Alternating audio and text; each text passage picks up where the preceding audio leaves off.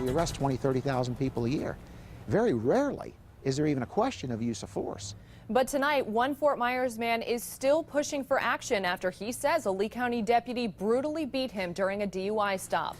Dennis Daly says things quickly escalated. He was left with a broken eye socket, broken jaw, shattered cheekbone. Tonight, Daly's attorney firing off a certified hand-delivered letter to Sheriff Scott demanding to know more about an internal investigation into the matter. And for the first time, Sheriff Scott is talking openly about this case to 4 in Your Corner's Warren Wright. Warren?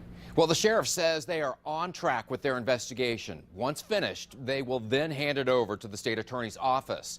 After an independent review, we'll know if the state intends to press charges against the sheriff's deputies involved in the case.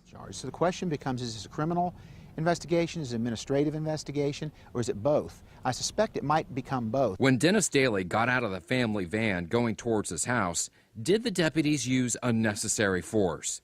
We see Daly getting his face planted into the wall. At the front door, there's resistance. We see them stumble to the ground with Daly's arms flying up around a deputy's legs.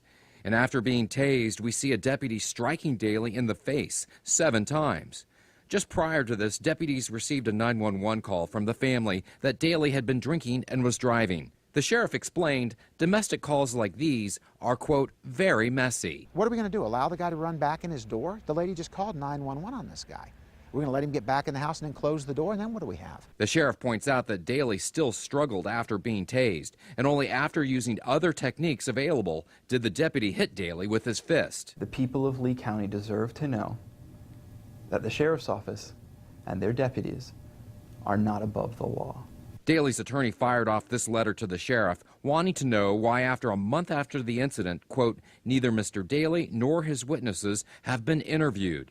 The sheriff told me his office intends to sit down with the Daly family. But since the arrest, the state attorney's office has dropped all charges against Daly: DUI, battery, resisting arrest with violence.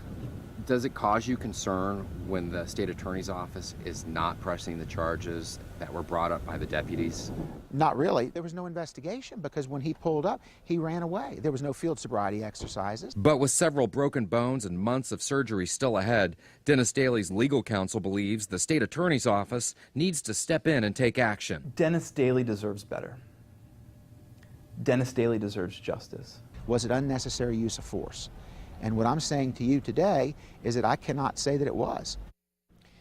Meanwhile, since airing our first story, people have donated more than $3,500 to dailyjustice.org to help Daly recover expenses while he endures and recuperates from several more scheduled surgeries. Warren Wright, Fox 4, in your corner. All right, thank you very much, Warren. And now it is your turn to weigh in. We want to know, what do you think about Sheriff Scott's comments? And what do you think about the way that the Sheriff's Office is handling the claims? Give us a call at the number on your screen. It's 206-FOX4, or you can email us at news@fox4now.com.